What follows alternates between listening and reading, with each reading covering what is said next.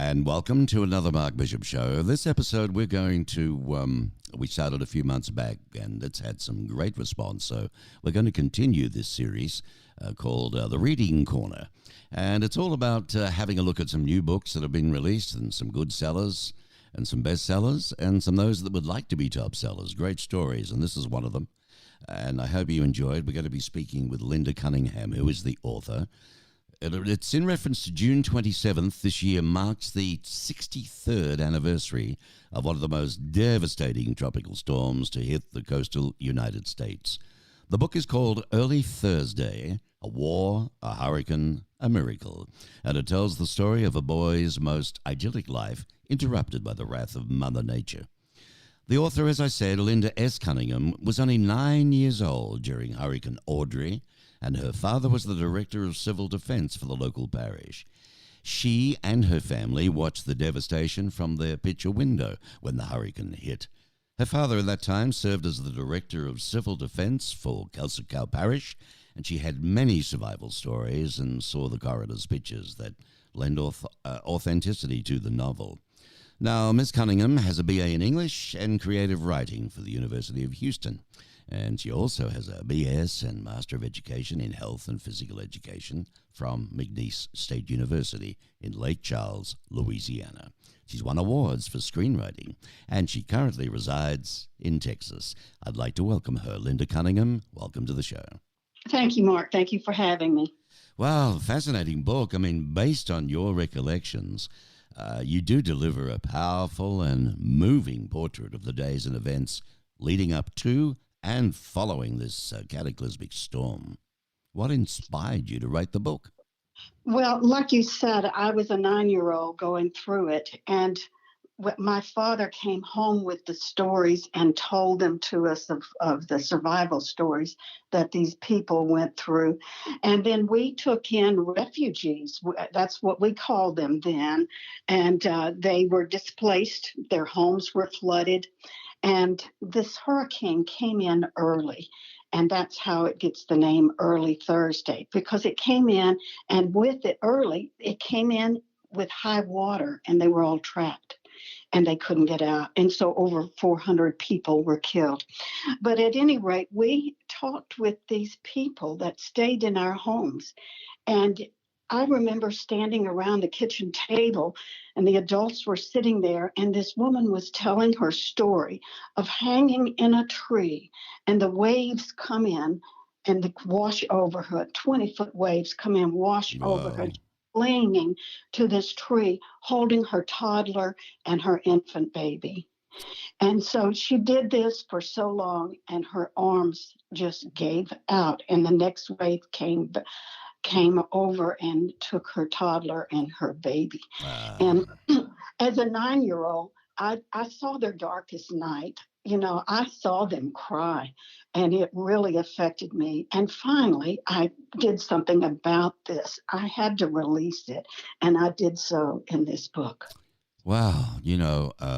I mean, that's horrific. To watch something like that would be horrific, and it would put a hell of an imprint on your little braid at that age, 9-year-old, so close, living to the worst of the flooding. What do you think, Linda, are the major lessons that you hope people will take away from reading Early Thursday? Well, the number one lesson at the moment, as we go into hurricane season, I just want to say that anyone visiting the coastal states during hurricane season, or the people there, when keep track of the news and the weather. And if authorities tell you to get out and evacuate, do so. Don't hesitate, and don't take chances. But this book is timeless because we all have experienced Mother Nature's wrath, through hurricanes and tornadoes and wildfires and ice storms and flash floods and whatever. And they all wreak havoc on our families and our homes and our communities. And this book is about overcoming these setbacks. And it shows how this main character, through all this devastation and regret and the loss, and these losses and regrets shape us Mm-hmm. So, survival guilt, forgiveness. And so that's what this book is about. So it's not just for the people on the coast that experience hurricanes. Mm-hmm. It's experiencing life. Yeah, And absolutely. I can't get over these storms that you see in America.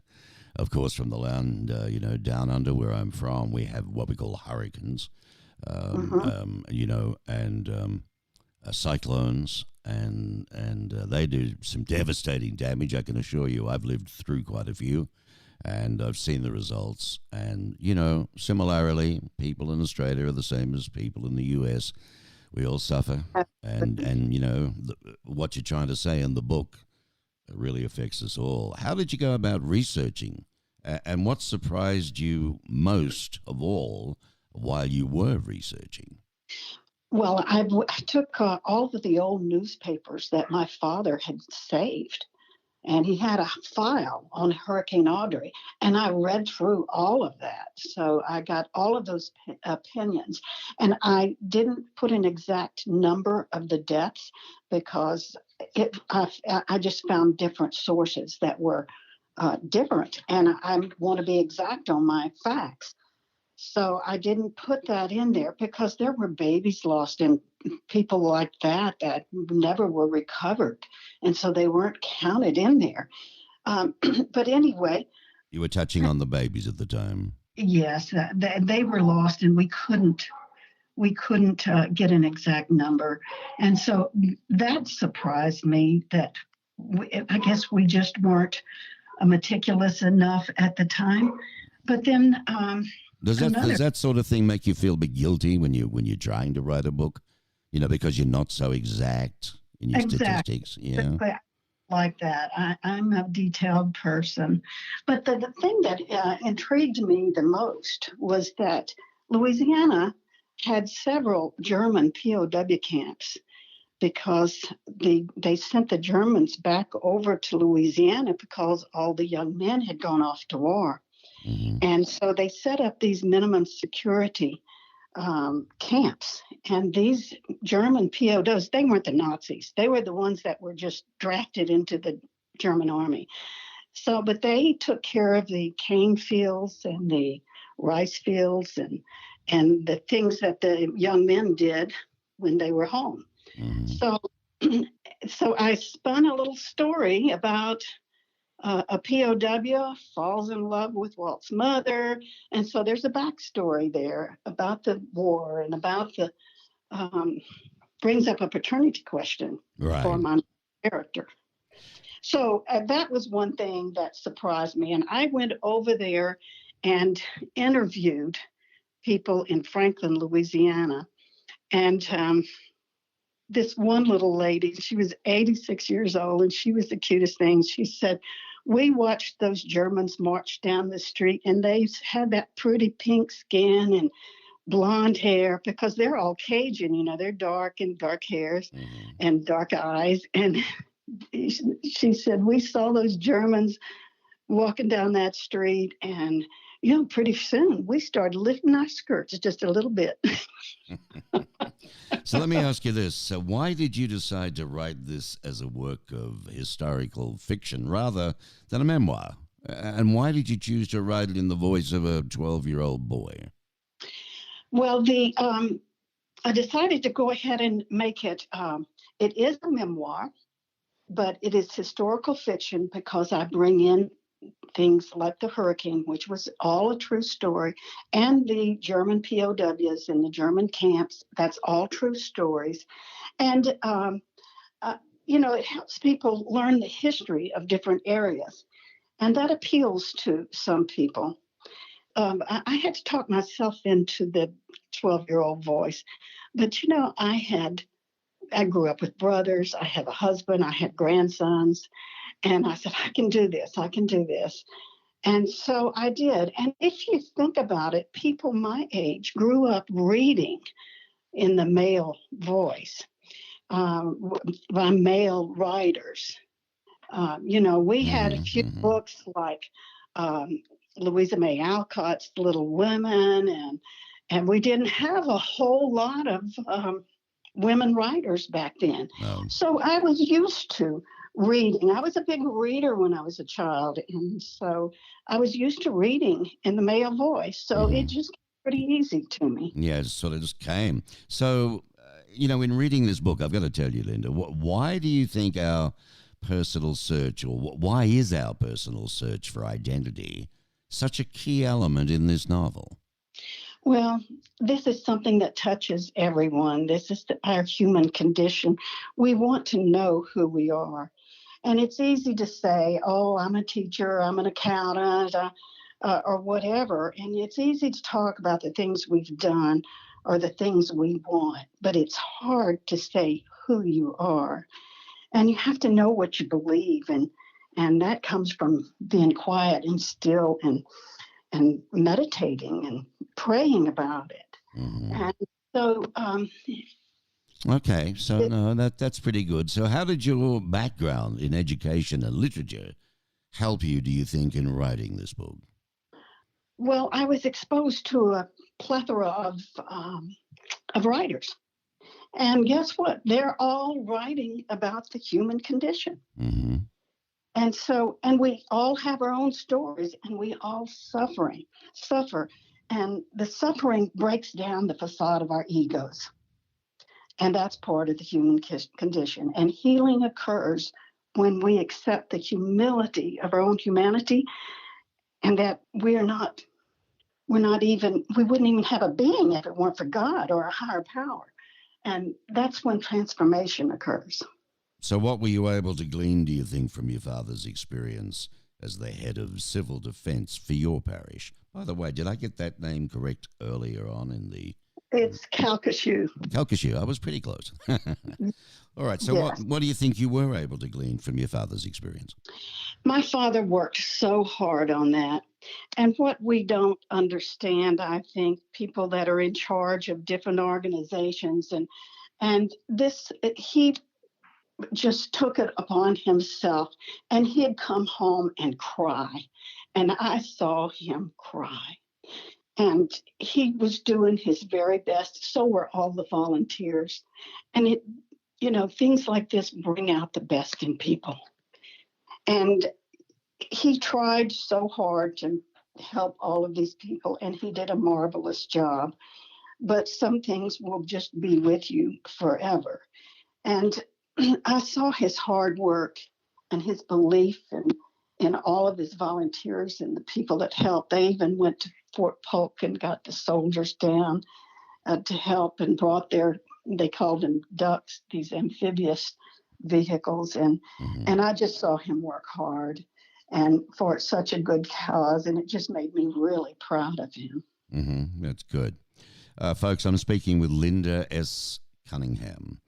And the book is called Early Thursday, A War, a Hurricane, and a Miracle.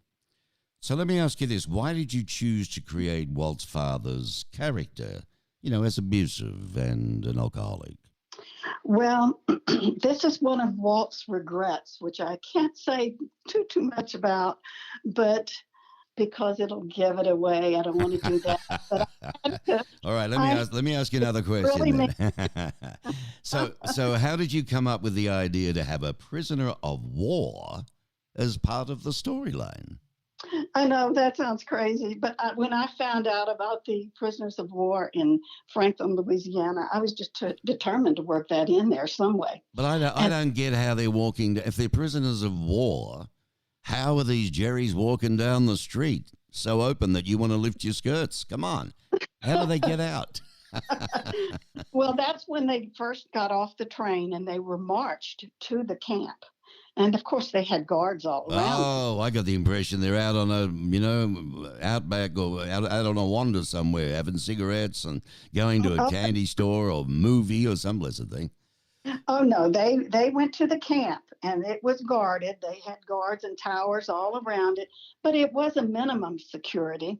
And this one fella told me that he was out working in a cane field, and the guards would sit up on the roof of the truck, watch them. And then finally he got tired of sitting there and went under a tree and he fell asleep. And all the prisoners came up to him, kicking his shoe and waking him up and saying, "Hey, wake up. You're supposed to be guarding us." Yeah, right. So how do you think, Linda, They that liked all you're... that Cajun cooking, too. That's what it is, yeah. Oh, boy. How are your spiritual beliefs, do you think, reflected in this novel's main message? Well, it's about love. In the end, it's about the power of forgiveness and the capacity to love against all odds.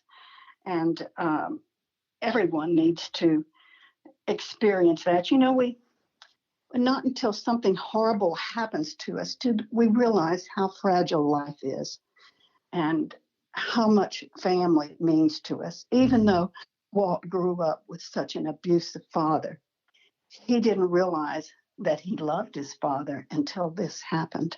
Yeah. And so I believe that we will be judged by the measure of our love. It's like that, isn't it? Sometimes it takes a shock or something like this to happen before people, do accept the fact and realize that just how delicate life is and that our stay on this planet maybe is, just temporary. So look, let me ask you this in a couple of closing questions now. If a reader could only walk away from this book with one thought, what would you want that to be? Well, I would think I would want it to be realize that every person should realize that they are valuable and they are miraculous. And we have a choice to believe in miracles or not. And I choose to believe in the miraculous. And in the miraculous, there is hope, as well as the understanding that we're not alone. Yeah, that's a very good thought. So let me ask you this to close out this interview with you, Linda. How do you hope that this particular novel will honor the victims and the volunteers of Hurricane Audrey? Well, the first thing is that it brings up the awareness of hurricanes. And as you know, Louisiana went through the devastating Hurricane Laura. So it's not only honoring the victims and volunteers of Hurricane Audrey, but it's showing empathy for the victims of Hurricane Laura and Delta and all up and down the coast. Yeah, a lot of them and a lot of lost lives. Absolutely. Well, folks, you can buy this now. Let's talk about where one can get hold of the book, Linda. Tell me. Well, Amazon. It's on Amazon and Barnes & Noble, Target, Walmart, all the major retailers. And I have a wonderful trailer out there. It's Early Thursday, book trailer Early Thursday, and it's on YouTube. And they can take a look at that. And it's by Linda S. Cunningham. There's a lot of Linda Cunninghams out there. So I tried to put S in there to narrow it down some. So if you're looking online, it's Linda S. Cunningham. And I have a Facebook page, and you can leave any messages for me there. Okay. And most interesting one is a fellow right around Christmas time left a message, and he said, "I bought 12 copies, one for each one of my kids, one for friends," and he just went on and on. So it was really nice encouragement for me. Fabulous. The author, Linda S. Cunningham, and the book is titled A War, a Hurricane, a Miracle. And, of course, Kindle. It's these days, it's a big, great way to read this. Lovely book. And I wish you well. All the luck in the world. It's got a lovely message and a message of hope and care and love one another. Thank you, Linda, for the time you've given us. Thank you, Mark. I really appreciate it.